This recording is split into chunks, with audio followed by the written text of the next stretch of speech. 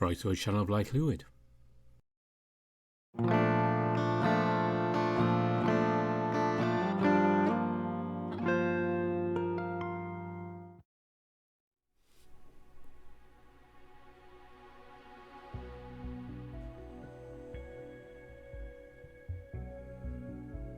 Welcome back to Khemia.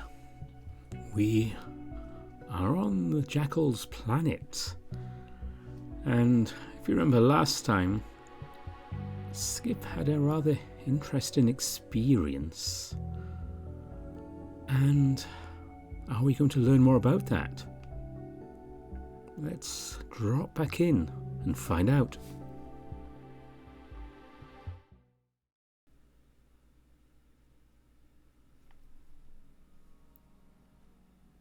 There wasn't much time to talk in the morning, so Neferu was already gone. Already feeling down about that, things became even worse when, after Amicus asked me to come along to their meeting this time, I was stopped at the door by Ramesses. He seemed to almost zero in on me, saying I would not be allowed due to my rank and position as a student of Ateris. Embarrassing would be the word to describe that morning, and learning that the Vizier seems to actively dislike me for no specified reason compounds it all. I sit in the common area, downloading and reading Khemian books on my portal.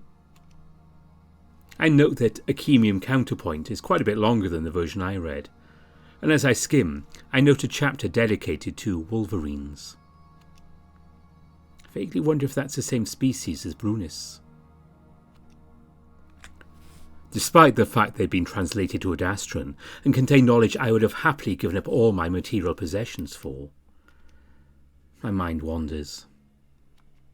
This trip, and really my life as a whole, is not turning out the way I would have imagined it. After the events of this morning, I realise now how little I truly matter in this mission. I very nearly asked Emperor Amicus what my purpose here even is. A childhood of advanced schooling? A university experience that left a third of my friends maimed or dead? More than 2 years of intense competition with two of my peers, all while navigating my mental deficiencies. For what?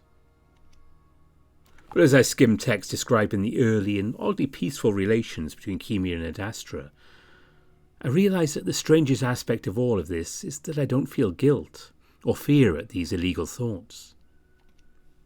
Maybe it's because I'm on Khemia. Or maybe that part of me truly died during the traumatic journey here. But I somehow feel more distant from Adastra, and really the Galaxias as a whole.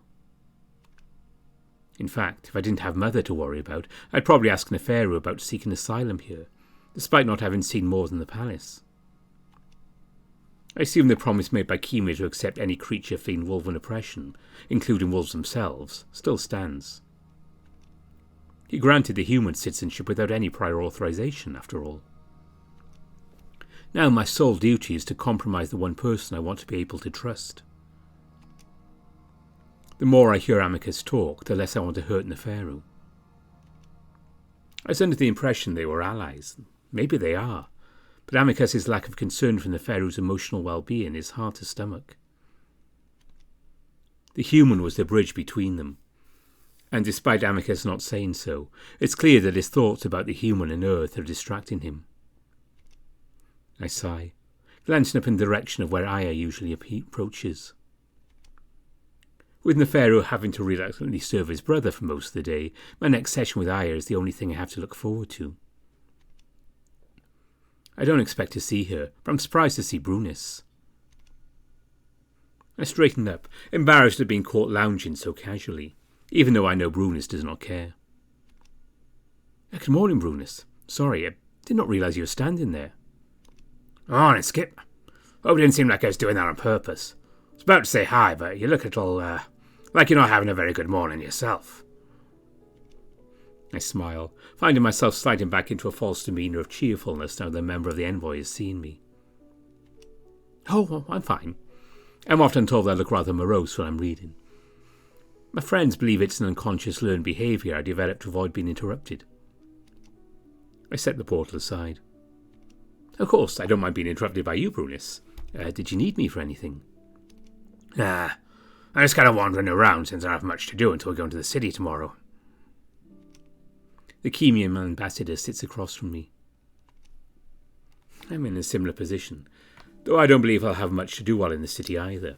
I just need to be seen. Just being seen by the public's a pretty big deal. Khemians are familiar with Amicus, and since Viteris is kind of eccentric, you'll make a nice contrast, being young and having a calm temperament. Though, the reason I didn't say anything at first is because you looked a bit upset, that's all. My mood had been growing lighter, but now it stalls. I'd hoped he'd let it go after the first attempt. How so? Tail twitches and fur pulling, but maybe you do that while reading too? I glance down the stuffed seating I'm on and see a few clumps of fur on my lap and by my side. The amount shows it goes far beyond any typical shedding, obvious signs of compulsive fur pulling. I stare at it for a moment, mainly because it's been so long since I had such a habit. Not since childhood. Oh, sorry, I didn't even realise. I begin pinching up the clumps of fur, but I'm interrupted by Arm. Please do not worry yourself with cleaning of fur. Automated cleaning drones will sweep the area multiple times a day. I'm less staring at the fur in my paw, for I just drop it to the ground. Thanks, Arm. Of course, Scipio. I'm left wondering if the return of a childhood compulsion is some kind of bad sign. I mean, obviously I'm not complaining you're making a mess or anything, just noticing something might be bothering you. I debate talking to Brunis about my problems, something I never would have considered as recently as yesterday. I slowly exhale, deciding to go with my more immediate problems. Suppose I'm simply feeling unmoored in terms of what my assignment here actually is. Has that something to do with the meeting they're having in the throne room? Yes. I've stopped and told by Ramesses specifically that I would not be needed. While that's true, I'm also a backup for Viteris. He's not exactly healthy, and while unlikely, I may need to step into his role if something were to happen. I see. Kind of feels like you're being dismissed for your age or rank. I look up at the ceiling. Can we have privacy of this conversation? Of course, Scipio. While Viteris tried to protest my exclusion, Amek has simply silenced him and I was left here.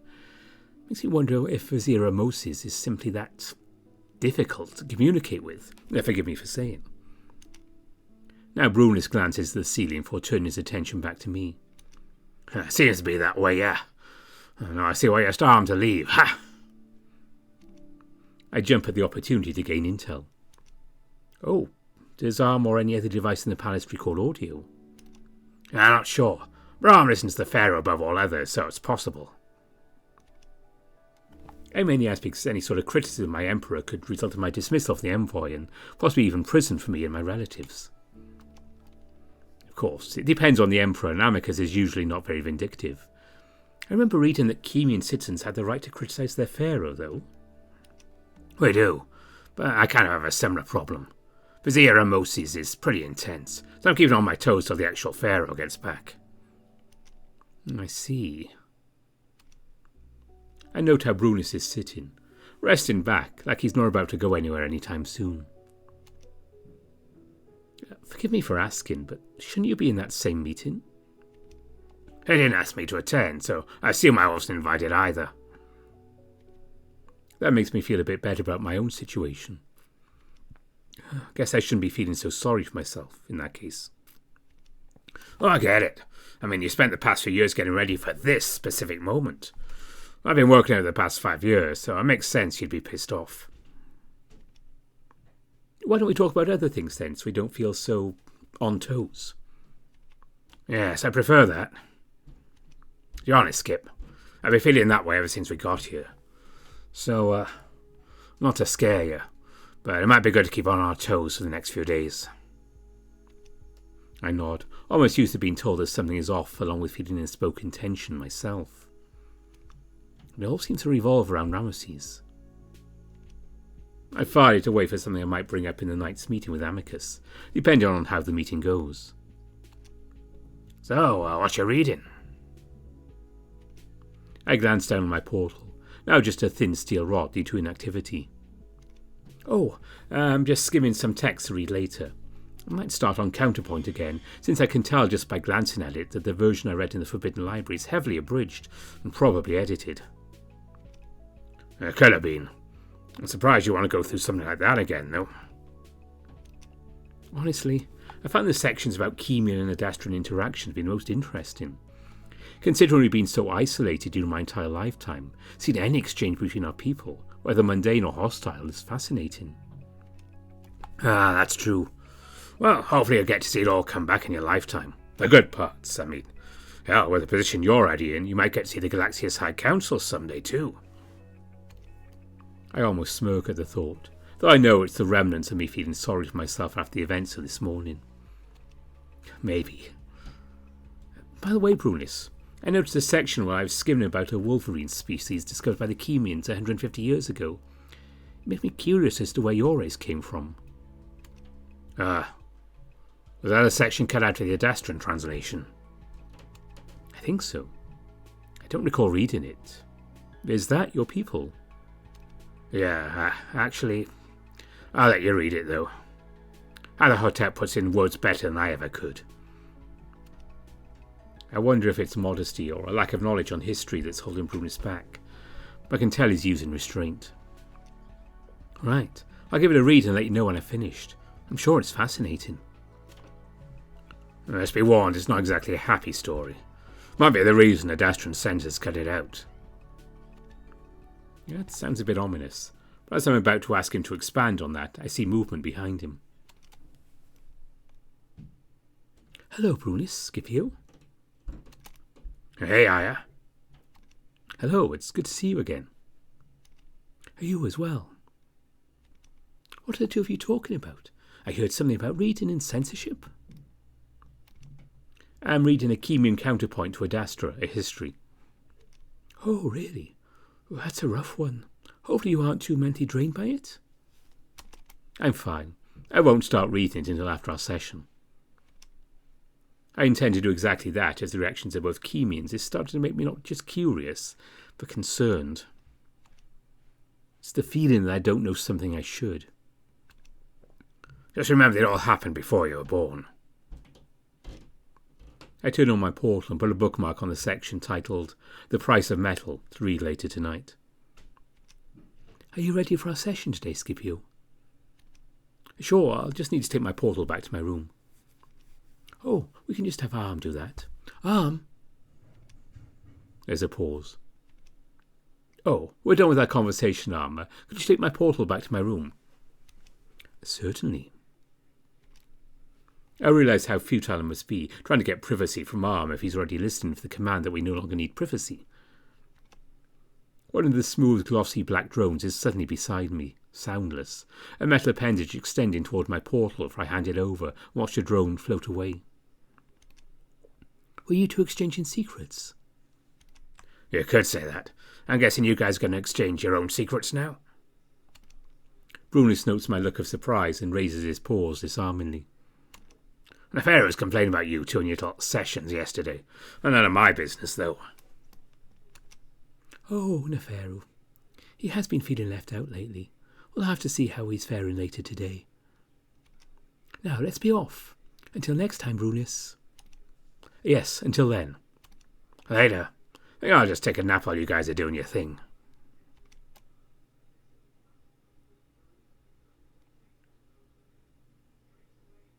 Now that I'm familiar with the basics, I follow Aya without hesitation to the contact room, feeling only a little nervous about what's to come. All right, how are you feeling today, Scipio? I think to make sure I'm putting the right words to the emotions I have. I feel calm, but I do have some lingering frustration over my role in the mission, but only if I dwell on it. Can you quiet that part of your mind for now? Yes. I say it, but I'm already ahead of her, thinking of nothing except our session. Great. Now, this is something I should have asked yesterday, but I must admit that I'm new to this, and I'm sorry for my lapse in judgment yesterday. I tilt my head, looking at Aya expectantly, trying to convey an attentive but curious nature. Do you have a history of any mental health difficulties? Namely psychosis or dissociation? I know you mentioned a Hawaii yesterday, but if dealt with in the appropriate way, like most other mental illnesses, it can be overcome. I feel almost impatient with all of this, feeling like we've gone over this already. Does this have to do with what happened yesterday? In a way, I asked for 2 reasons. The first being that if you do suffer from a mental health issue, there are many options and resources I can help connect you with. I nod, though I know this is something I cannot do while part of this envoy. The second reason does have to do with yesterday. I want to make sure what happened to you wasn't caused by your own mind turning on you, which can happen in rare cases. Remember, I won't prod too much. This is all based on trust on our own agency. I take a deep breath. Not that I'm aware of. While Hawaii has caused me to dissociate in the past, it's been a long time. As for psychosis, that is where one has delusions and hallucinations? Yes, among other things. One of my university friends experienced it while suffering withdrawals from alcohol, but it's something I've never had to endure.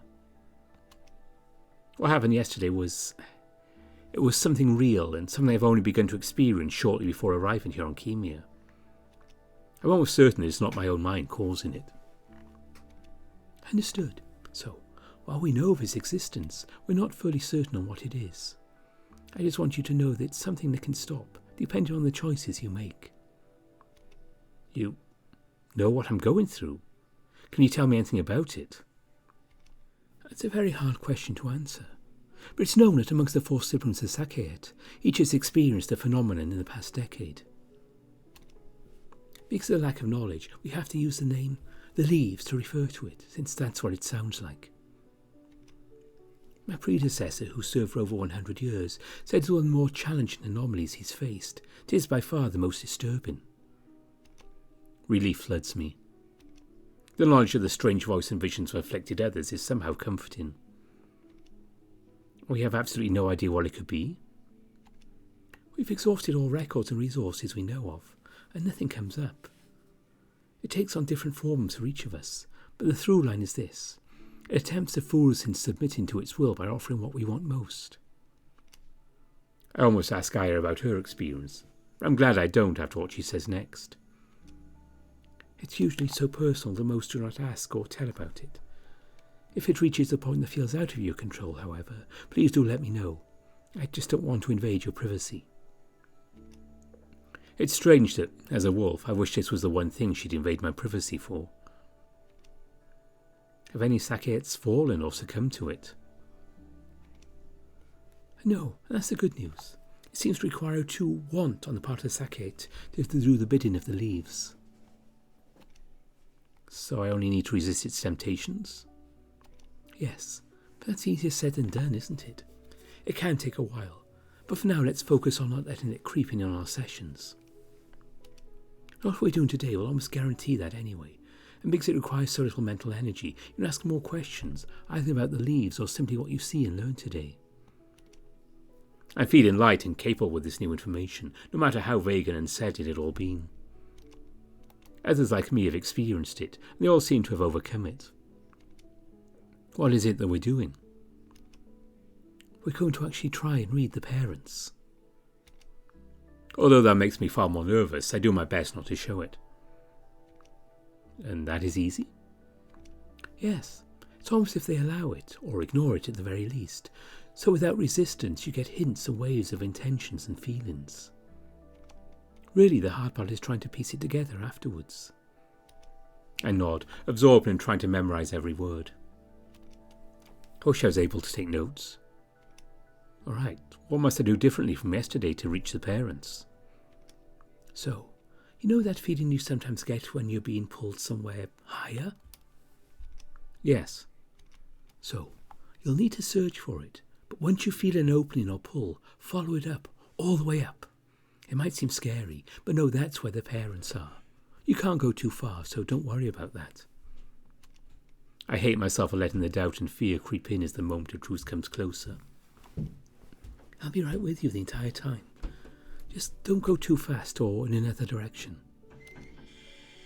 Like the leaves? Yes, But the leaves doesn't exist on the plane where the parents reside, so as long as we go there, it has no power. I nod. So, go ahead and begin meditating. I'll join you once I feel you've passed to the other side. How long will I need to keep meditating to achieve this? You might already not need to. There's no reason to try that now. Keeping everything consistent and structured helps. Besides, a meditative or hypnotic state is the goal anyway. Isn't Zamek joining us? Tomorrow. This is more of an individual experience. I nod, then cross my legs and sit on the soft sands, begin to breathe slowly, listening to the soft sound of air going in and then out, focusing on it.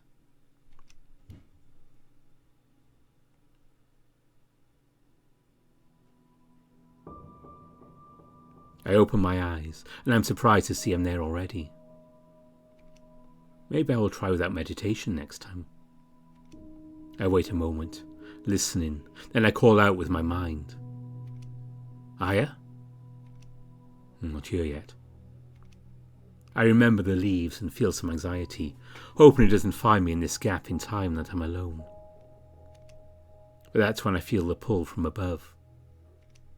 I focus on it, and its pull strengthens, and I almost feel like a magnet, rising without having to do anything. Scipio, are you already? Not wanting to miss the opportunity that I feel, I interrupt her. I can feel it pulling me up already, Aya. Let's go. And I stop resisting, even as Aya begins to say something about taking things just a little slower. I don't seem to have that control, though, and I feel as if I'm being stretched as I fly upwards at what feels to be faster than light speed. And it halts, hard. Very hard. Not painful, but a jolt that interrupts the sensation of flight. I wait in the darkness.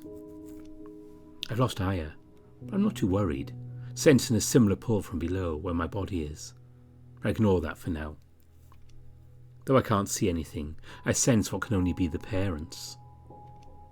Movement around me feels like vast, monolithic hills and waves, and with a great deal of fear but also excitement, I open my mind, waiting to feel. The strange part is, I don't feel anything. I feel. Sapient 2,455,785,455,673 analyzes the infinite threads that spread in all directions and all possibilities. Sapient 2,455,785,455,673's timeline is at risk of accelerated corruption. Former risk 42.751%. Current risk 73.221%. Nullify Sapient 2,455,785,455,673? Negative. Risk of complete galaxious corruption 100%. Continue observation. Next sapient of interest. Sapient 2,456,133,267,109. Human. Earth. Probability of successful unification shifted from 22.581% to 12.554%. Chance of full unification before arrival? 0.000011%. Recategorizing timeline. Pathway Delta 1082-B7M8-Beta deprioritize to Delta 1082-B7M8-Zeta. Observation level minimal. Schedule reanalysis 0.000005 span cycles.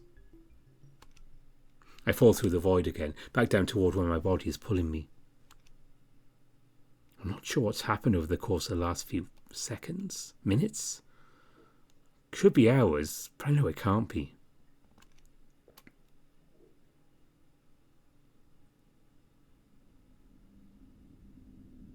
As I settle into the feeling of my body again, the last to come is the pain. Blinding, aching, lances of fire through the left hemisphere of my brain, from brow to the base of my neck. I look up through watering eyes and see that Aya is still gone, so I curl up, rubbing desperately the spot just above my left eye. It twitches out of my control, and I worry those spasms are somehow happening in my brain as well. What in the fuck? Nothing ever works out like you think, does it? The pain dulls, then I just sit back up, waiting for Aya to come back. If Aya meant for me to see what I did, I don't understand why. I couldn't understand most of it, but it didn't sound friendly in the least bit. I considered the possibility that I went off course. I did leave Aya behind when she was supposed to be my guide, after all. For some reason, I feel like I'm back in primary school, worried that my instructor is going to be angry or disappointed in me. Aya's eyes blink open, and I straighten my posture, looking at her with an almost embarrassed smile. "Skip, I lost you. Are you all right?" "Yes, I'm sorry for moving ahead. The pull was so strong, I kind of just let it, I suppose." "That's fine, Scipio, as long as you're all right. What happened?" What do I say? And if I tell her, how much do I say? Trust on our own agency. I realise now how contradictory those two concepts are. Does that mean I can choose not to say anything in case I saw things I should not have? Either because of Galaxius rules or because she'll think I'm insane? 0.000000011%. I feel less worried when that percentage stirs back up to the surface of my mind. I'm not sure why. Or maybe it's because I hope it's not for the reason I think. What exactly are you supposed to sense when... Scipio, your eye. Is your linguor all right? I raise a paw and touch the spot above my left eye, annoyed that it's still spasming every couple of seconds. Something happened, but I'm not sure it was the parents. And so I tell her as much as I remember, from being pulled up so fast I was left almost dizzy even in my mind, followed by confusing, cold math that made little sense to me. When I finish with me falling back down to my body, Aya stares at me with a look of shock. I rub my face hard, feeling the spasms subsiding, despite still twitching a couple of times every minute. Please, if I did something wrong or I'm in trouble, just tell me. Sorry, Skip. It's just that I don't think you just sense the parents. You might have seen through their eyes. Oh. Can you remember the numbers or what was being said? I tell her what I can. It makes even less sense now. Sapient 2 trillion something? Percentages lowered, probabilities and pathways. I wonder if Aya's going to be worried or tell me I actually am mentally ill, but she's surprising me with excitement. I knew you were special, Scipio. There have been a handful of Sacates that have been able to see the way you do. And they saw and heard the same numbers? Also, I felt like I was moving through time in the strangest way. How so? I wish I could have seen what I did. Maybe then she'd be less excited and more worried. Like, you know how we move forward and can look back? Aya nods enthusiastically, like she already knows what I'm about to say. Felt like moving. It's hard to explain. Sideways? Like I was moving in a different way through time. Time was almost a structure I could see in its entirety. I only got a glimpse, though. That's the parents, Scipio. They see time all at once. At least that's what the Sacates have said. I think of something that gives me some hope. They do have the Sacates that lead records of some kind I can look at. They must know a great deal about the parents that most of us do not. They likely did, but if so, it's definitely sealed away in some hidden vault. You had an extremely privileged view into the parents' inner workings.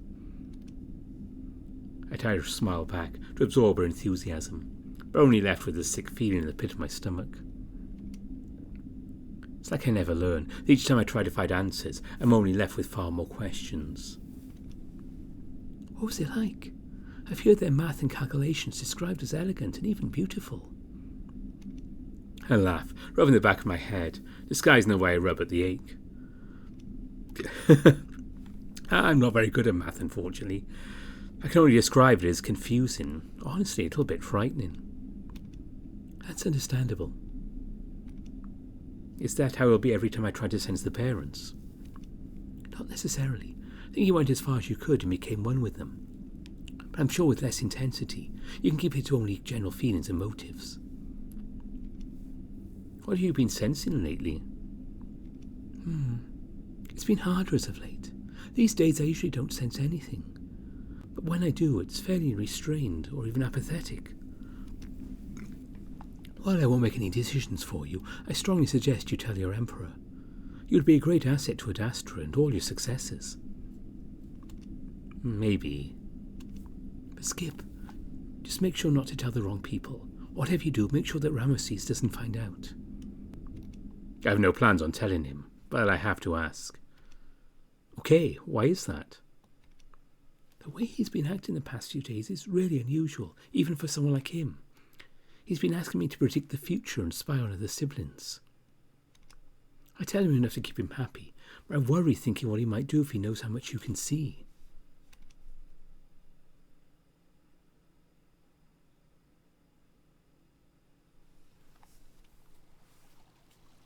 Just like yesterday, I found myself standing before my Emperor and Viteris with little report. Luckily, they don't expect me to have much, if anything. Viteris is still complaining about my being denied access to the meeting.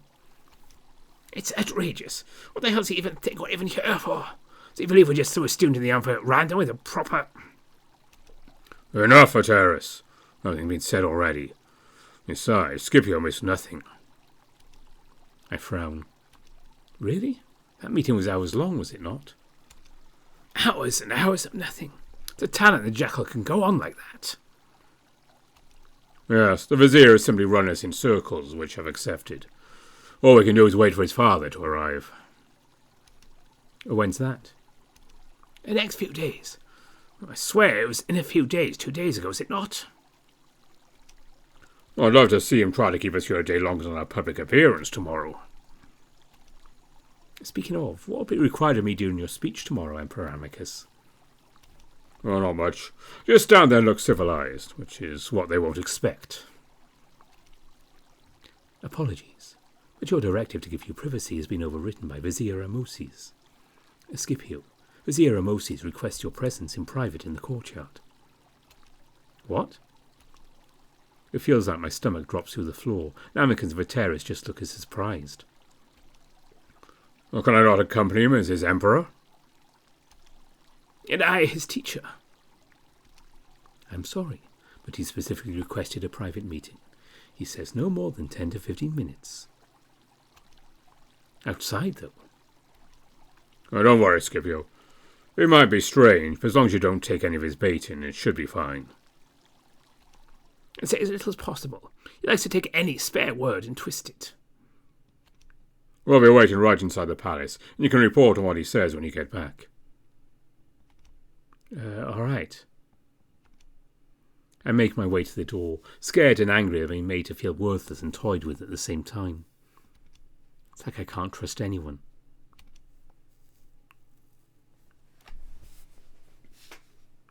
I look around the courtyard, hoping that for whatever reason the Pharaoh is out here too. I haven't seen him all day, and I assume he's been with his brother. Hello? My voice sounds small, lonely, desolate. Just outside the gates, Scipio. I stare into the night, truly wondering if I'm about to die or be taken prisoner for whatever reason. Can't imagine I'm worth much, but this is far too strange. Slowly I follow the path into the open desert.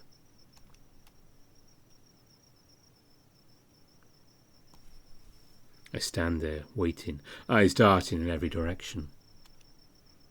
A shift of gravel and sand followed by movement to my right. I bow, deciding not to speak first. His eyes are piercing, they look me up and down. Then he seems to relax a bit, though I stay tense.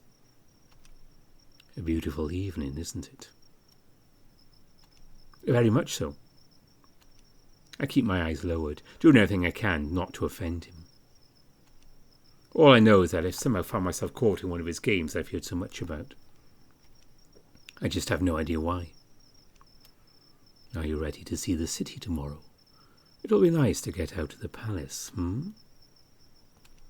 I am, yes. The palace itself is very beautiful, and I have no qualms with staying longer. Thank you for accommodating me, Vizier. Ramesses snorts in a way that would be considered rude. I don't react. Why do you think I've chosen to speak with you out here, young wolf? I wonder if he even knows my name. I already know the answer to that. I'm not sure, Vizier. Do you wish to tell me? Do I? It's hard to say since I can be so difficult, correct? I keep my face expressionless, and I revert to silence again. I like to keep things private, Wolf. And so do all of you, it seems. While initially the situation felt strange, now I know that it's outright hostile. But still, I don't know why. We've all said offensive things about Ramesses in places that have now clearly been bugged. You think me to be a fool, Wolf? Again, I'm silent. I can barely hear him over my breathing and pounding heart. I no longer suspect him to be a mad ruler. He is mad. What are you and I doing? So that's it. If I'd been smarter, I'd have realised that would have been the most interesting thing about me to him. We've become quick friends. She's taught me quite a bit about palm reading. Ramesses stares at me for a long, long time. I'm almost certain the contact room cannot have recording devices in it.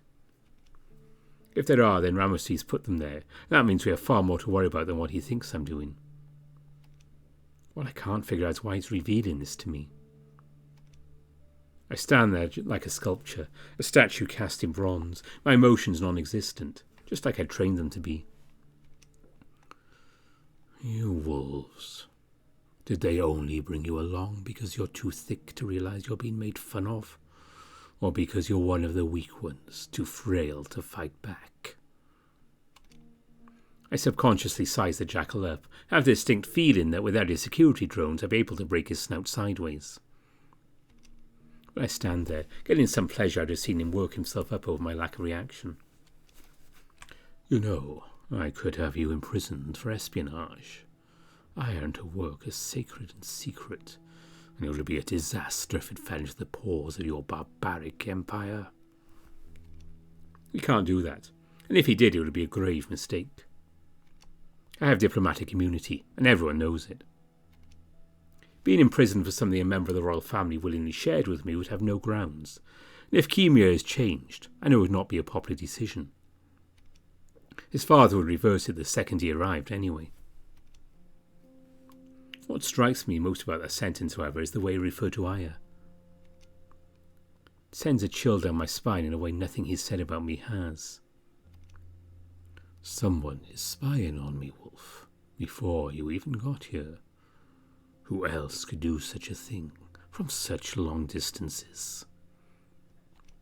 He's mad. He's mad, and I'm here alone with him. And you are able to see through the eyes of the parents? A wolf. That is... He laughs, not helping the image of a pharaoh who has lost his mind. I wonder if he's revealed this side of himself to anyone else. I hope so, otherwise I doubt they'll believe me. Go back to your lover, Wolf. Keep playing your games with Aya. But be warned, the second you become a threat to me, Aya, or Khemia, I won't hesitate. And tell them whatever you want. My point has been made. I bow, turn, and leave.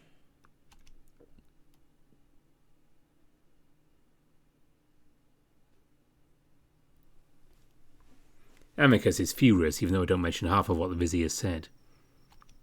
Viteris is stunned, one of the few times I've ever seen him in such a state. We agree to keep what happened quiet. Ramicus makes it clear that I'm not to follow the Vizier's orders any longer. He also makes it clear the actual Pharaoh doesn't show up in 3 days. We're leaving. The Alliance be damned. As for me, I'm not too upset. I'm just further deflated knowing I'm the one he decided to take his unhinged paranoia and rage out on.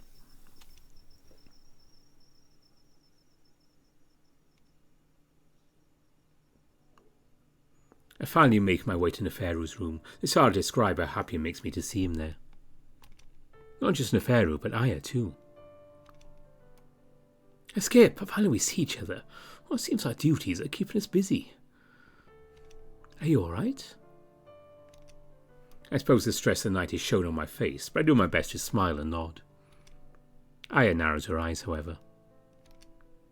Did Ramesses corner you?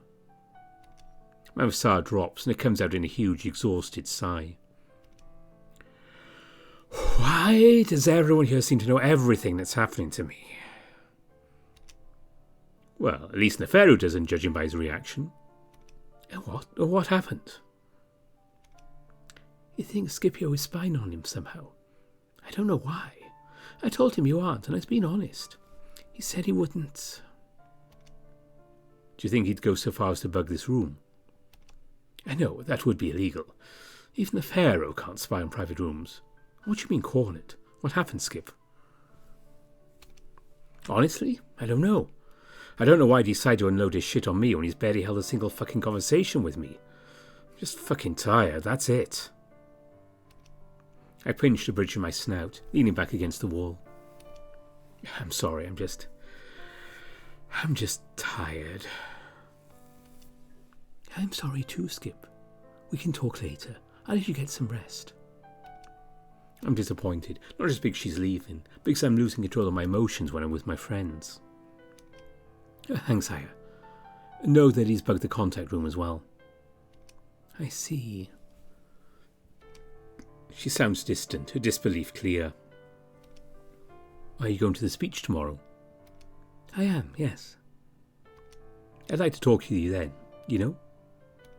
I make a point of looking at the ceiling. Just something concerning I noticed that involves you. It might be nothing. She gives me a look that makes me wonder if she already knows what I'm talking about. Judging by what she said about Ramesses, she probably does. All right, Skip. I'll talk to you then. Get some good rest tonight. Thanks, you too. Neferu and I stand in the dimly lit room while I lean my head back against the wall again, eyes closed, feeling a dull throb behind my eyelids. Why don't you come to the bed?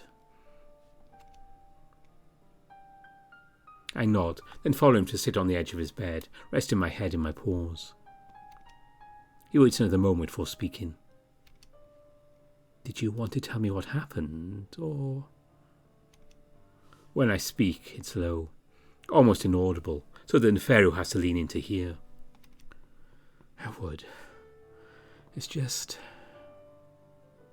I don't want to get anyone in trouble. I'll explain when we've left the palace at some point. I hate Ramesses, but also myself for being afraid. I hate him. Neferu echoes my thoughts. Oh, when Father gets back, he'll be lucky too. Neferu glances around the room, shaking his head. Again, most confusing part, he's focused on me. I don't understand what I did. Why would he tell me? I don't know, but I am going to find out. Don't worry, I won't provoke him. After what he told you, he's already broken several laws, and now it's obvious he's trying to sabotage the mission. So at least there's that. Targeting you makes absolutely no sense. What's the relationship between him and Aya? Non-existent. At least up until I left for Dastra. I nod, staring at the wall. Oh, why do you ask? It's about what you're going to talk to Aya about on our outing. Yeah, I'll let you know then too. Something about him makes me want to crawl out of my skin. I say the last words low under my breath. You spent the day with him. Does he seem the same as he was? Sometimes. He's clearly drunk with power, but it's the same Ramesses I remember. I certainly wouldn't have expected that from him. How the hell is it that I, a random wolf from Adastra, sees this side of him for the first time, when he's been rambling on with Neferu, Ira, Amicus, and Viterus for days, years for his siblings? I'm so unsettled I search around for anything to talk about. Then realize that Neferu never did tell me about his past like he said he would. Are you feeling particularly tired right now? Not necessarily. How are you? I realise he's misinterpreted my intentions. I feel a bit bad as I clarify. If you're able to talk about what happened in your youth, I'd like to know. Oh. Only if you'd like. I've just talked about myself so much today. Oh, well, I suppose I haven't talked much at all in Ramses' bidding. Be warned, it's not exactly a happy story. I'm used to that. I just don't take any of this the wrong way. It was over a decade now, but it will help explain why I'm here in the first place. Okay. I brace myself as Neferu moves to a sofa opposite me, allowing me to see him as he tells me his story.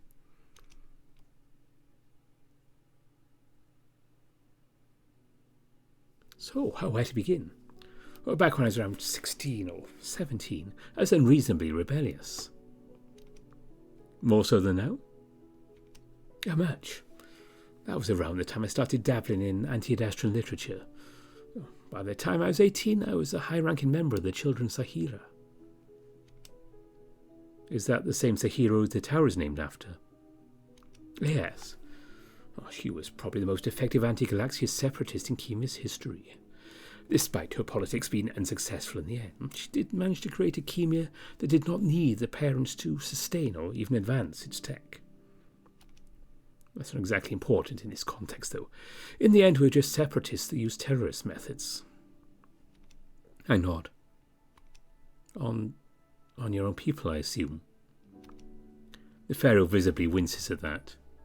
Yes, though I did not see them that way at the time. There was peace between the siblings.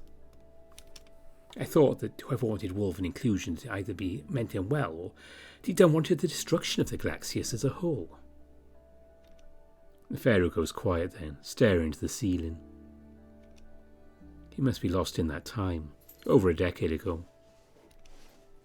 I think about my own feelings, believing that certain people as a whole deserve to be punished.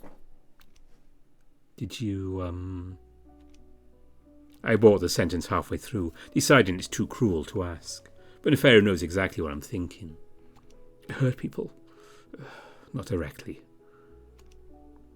He lets that one sit for a minute. This time I wait patiently, the gravity of what he's telling me not lost on me. Basically, everyone on Adastra knew Neferu was being punished for something, that he had poor relations with his family. But few would guess that the first Khemian to set foot on Adastra in over 100 years was at one time a separatist. Because of my position, I was able to steal money to fund the group. Well, I might not have hurt people directly. I have no doubt that money hurt and killed dozens. I can see the physical toll it takes on him to tell me this. Looking away, so tense I can see his muscles standing out more than normal through his fur. It's no wonder. He's confessing to being complicit in multiple murders. While a part of me judges him at first, I again have to take a look at myself, what I do to the cruel men that live around Lux. I don't have the excuse of being an adolescent, however. He finally chances a glance at me. When he sees my attentive face without any trace of disgust or judgment, he lets out a soft laugh in a sad, defeated way. I was punished severely, of course. Father even sealed me in the palace dungeon for months. I thought that I was going to die, to be honest. I spent nearly a year imprisoned. Then Father came to me with a proposal. Learn everything there is to know about Adastra. For the next 5 years I studied intensively. Then after I'd learned the language and history, I was tasked with being the first Khemian to visit Adastra since the war, along with taking the first steps toward an alliance. And that's why you have me here now. Many thought it was only meant to be some type of punishment for you. Oh, it was. But that doesn't mean it wasn't sincere. By then I had changed my view completely on an alliance, because I saw the alternative as only more suffering.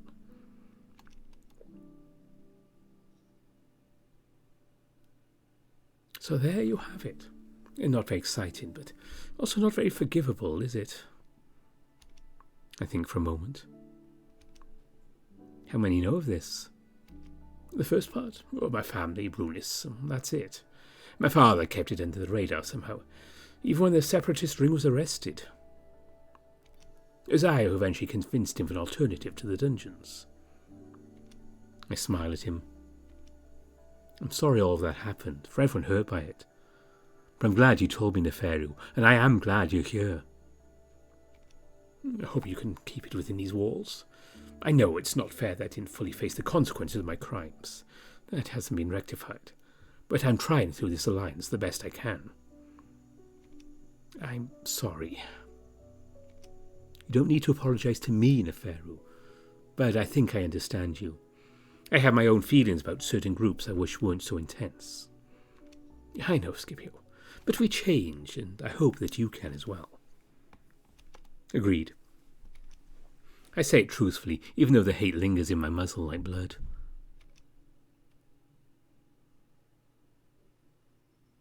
Once Neferu is asleep, I meditate. I'm not sure Aya and I will continue our sessions, and I want more answers to what happened earlier that day. I don't have much hope without veil thinning or the stretch drive, but Aya said I was special, so maybe...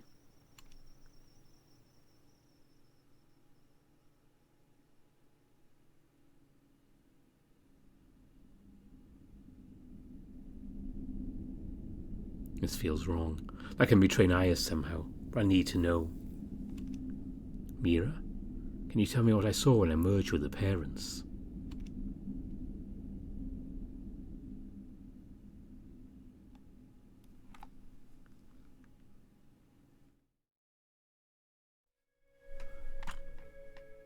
There we go, a glimpse of the parents. And for anyone who's going to say it, if you weren't aware, the British billion is different to the American billion, so a British billion is an American trillion, and so on. Don't ask me why, but that's why it's like that, and Scipio and I contradict each other with that term. But I hope you enjoyed that one, that's incredibly interesting. And what is going on with the parents? Is it just how they see things as maths, or is it because they can see all of time and they know the tapestry and how it could change? I'm hoping we're going to find out a lot more about them as we go through Khemia. We'll also see how Amicus' speech goes. Also, will we see the Pharaoh? I'm suspicious about what's going on. Yeah, I don't trust Ramesses either, like just about everyone. But we'll find out when the next episode of Khemia comes out. Coming up next week, we have more from Echo Project. We are continuing with Echo, with Flynn's route there. And if you haven't really been following my Echo videos, yeah, I'm slowly working through. So we have almost everything of Echo recorded. So all the routes can be done. Just obviously Carlsbad ending, Leo's worse ending, and there's, I believe, a scene in Jenna's route that we won't be seeing either, and there's a bad ending for her we won't be doing, but most of Echo will eventually be recorded, so continuing with that little project during the week. And then next weekend we return to space as we continue our distant travels. And also coming up hopefully this month we do have Monitor Hotel. That has had an update, so we'll be doing that. And I'm finally going back to Tennis Ace. Yes, I'm trying to get back to that a bit more often. Then things keep cropping up. My schedule's just been totally messed up this month. I had it all planned, and then things got released. So we'll definitely have that and fit Monitor Hotel in where I can. But this for now has been Khemia, saying more Echo Project coming up. And also Glory Hound's got an excellent update, so when that comes to the public, I'll be sliding that in somewhere. Yeah, worth watching that one, trust me. We learn a lot about Raoul. But before I go, as always, I want to say thanks to all my donors on Ko-fi and Patreon. I really appreciate your support. I still don't know why people bother, but I do appreciate the fact you do. And my top patrons are Omar, Rafu, Spiderling, Smuto, Tigercup, Amaterasu, Greylock, Lark Huskerton, Graces Yevon, Matt Kenya, Kartek, Evan King, Harvest Mouse Productions, Grizz, Dissonance, Covers Visser, Brian Hall, Bieka, Bastian, Aaron Fox, and Andy Peng. So we have more stuff coming up, but for now, thanks for watching. Until next time.